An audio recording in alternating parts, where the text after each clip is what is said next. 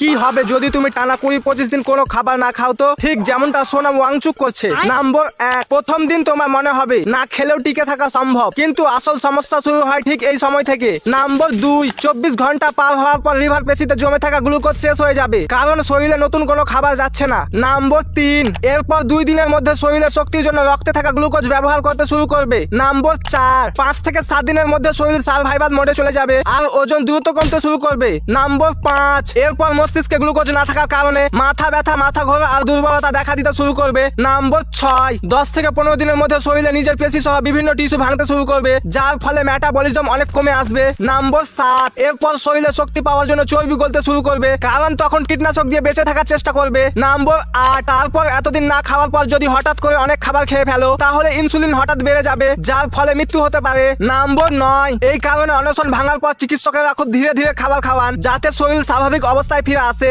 Number 10, তুমি যদি 25 দিন না খেয়ে থাকতে পারো, তাহলে ভিডিওটা লাইক করে চ্যানেলটা সাবস্ক্রাইব করে দাও।